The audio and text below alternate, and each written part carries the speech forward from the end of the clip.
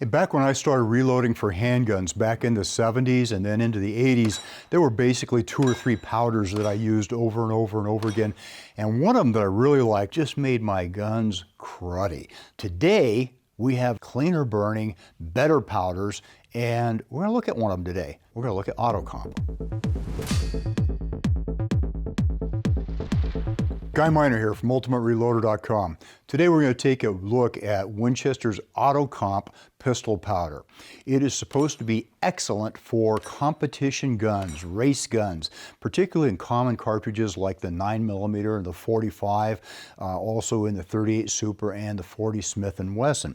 It's a ball powder, so it should meter very, very well through a manual powder measure or even on a progressive press. Should be very well suited for that kind of thing. It is supposed to be very clean burning, and that's always an asset. Some of the powders I've used in the past left my guns looking nasty. Pretty gummy, and you had to clean them up a lot. Often you had to clean them. Nice thing on this, it is made in the USA. We've all dealt with supply problems in recent years, and having a powder made in the USA cuts out some of those supply problems. For this video, we decided to go ahead and try AutoComp in 2 different cartridges, 2 different pistols. We went with a 9mm Canic, and we went with a good old 45 1911, in this case a Kimber. Interestingly about this AutoComp is the tight operating window. There's not a lot of room between your minimum and maximum suggested charges, and Hodgdon mentioned to us that the powder really works best in those published guidelines. For instance, if we take a look at the 9mm with a 124 grain bullet, they have a minimum of 4.8 and a maximum of 5.4 grains. That's a teeny tiny window, and it reminds me some of the other high performance powders such as H110 that also has a very tight operating window. This of course is vastly different from H110 in pretty much every other way. With the 45, we've got a minimum of 6.1 and a maximum of 6.6 grains recommended by Hodgdon, and it probably doesn't pay to drop down below or go up over that. The window is tight for a specific reason. That's where the powder does its best work. If we take a look at AutoComp on the burn rate chart, it is typically a pretty fast burning powder, but there's a lot of other powders that are actually faster than it. For instance, Tight Group, which I really admire for some purposes, is quite a bit tighter. Trail Boss, of course, I know, unobtainium. It's faster. HP 38 and Winchester 231, same thing, and they are also faster. But AutoComp is right next to Hodgdon CFE pistol on the burn rate chart, which gives me a pretty good idea that it's probably good for the exact same applications. And of course it is faster than some of the slow ones such as Alliance Blue Dot. So for the loading project on both the 9mm and the 45, I decided to turn to one of my absolute favorite presses, and that's the Lyman All-American 8. It's a big turret press. I've used it for everything from 375 H&H on down to, yeah, even 380.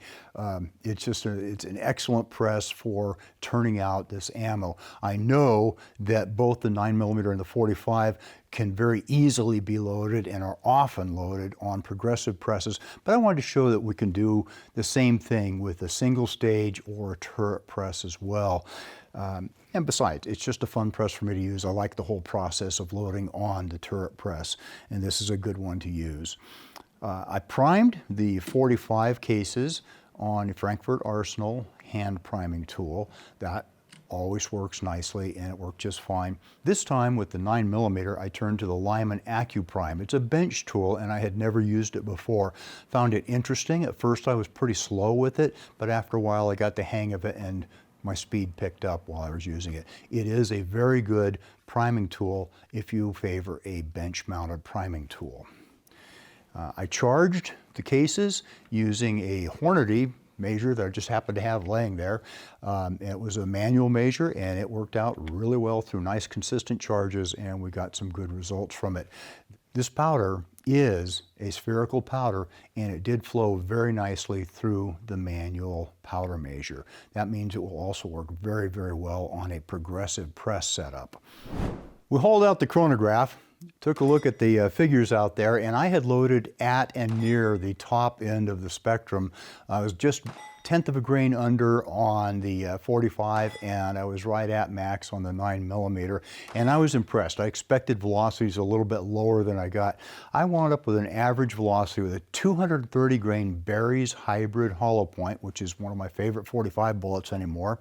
Wound up with an average of 918 feet per second, and that made me open my eyes a little bit. I wasn't expecting something up in the nines on that. I was thinking I'd be down more around 850, 875 maybe, something like that. Had an SD of 22 feet per second, which is okay, that's fair enough. And we came in with 431 foot-pounds of energy and a power factor of 211, which is pretty impressive. With the 9mm, used the Berry's bullet, a flat point 124 grain bullet. It's a plated bullet, of course, and 5.4 grains of AutoComp. Wound up with 1,219 feet per second average. I was thinking I was going to be down around 1,100, 1,120 maybe. No, 1,219. That was pretty impressive. And the bullet is fine at that speed. It has absolutely no problem at that speed. SD of 12, which when I get that out of a handgun, I'm feeling really good. That's getting close to single-digit SDs, and I think that this is an excellent powder in that regard for the 9mm for shooting nice, tight, consistent velocities. Our ES was only 32, the extreme spread. 409 foot-pounds of energy, impressive for a 9mm, and a power factor of 151. So yeah, very good. I noticed several things about shooting these. The 45 1911, of course, is my good old friend. I've carried 45s, oh gosh, since 1980 or 81, and I've been through a few of them. It's just an old friend. I pull it out of the holster, the sight comes on target, and I'm on target usually. I do very, very well with it. I like the 1911 platform. That's my personal choice. I got to shoot one of our shop Canics. This is a very impressive gun. It's equipped with a red dot sight, which I'm not used to, so it took me a little longer to get on target with it. And I do like the very quick trigger reset on this and the fact that it has very little recoil. It's a reasonably heavy pistol, very comfortable pistol to shoot. Soft shooting is how my partner out here at the range mentioned it today. It really is. It's soft shooting, but it's doing 1,200 feet per second. So hard impact, soft shooting. Very easy to shoot both of those guns. Keep most of the rounds on target. I won't pretend that I got them all on target, but I did okay. And it was nice shooting. As far as the loads go, they also performed very, very well. Fed nicely, bullets worked good. They came out looking pretty clean for a range session. So I think that there's something to that cleaning formula that is in the AutoComp. In conclusion, both cartridges delivered higher than expected velocities with this AutoComp powder. Really impressed me. I was happy to see that. I kind of like velocity, and this did not fall short. In fact, it exceeded expectations, if you want to look at it that way. Meters very, very well. That's a good attribute for a powder that you're going to be doing on a progressive press, or you're just going to be cranking out a lot of loads. Particularly tight standard deviation in the 9mm. I like that 12 foot per second thing that I saw on this SD. That leads me to believe that it's probably an excellent powder for the 9 in particular. And it's no surprise to me that so many competition shooters choose AutoComp powder. It really isn't. This is the first time I've messed with it, and to me it shows up looking like a very good powder for either somebody who's a competitive shooter, or maybe you just like to be a good recreational shooter and build your own skills. And guess what? It would be a trouble-free, great powder to use for that, keeping it within that operating range that's published by Hodgdon on their online manual.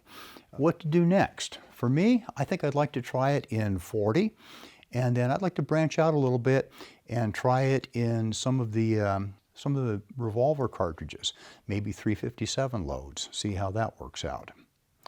What I want to know is, are you using AutoComp? How's it worked out for you? Is that thing producing the kind of results you want to see? You happy with it? Are your guns coming out cleaner than maybe they did with some other powder in the past? Drop a comment and we'll have a discussion. That means it's time to wrap this up.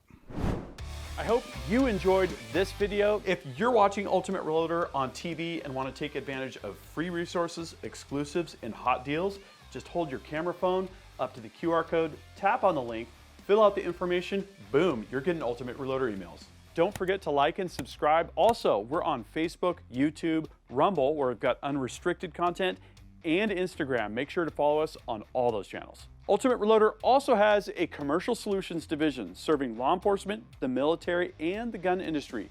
We have some unique capabilities, including a comprehensive suite of recoil testing and evaluation capabilities, trigger profiling, and more. Thanks again for watching.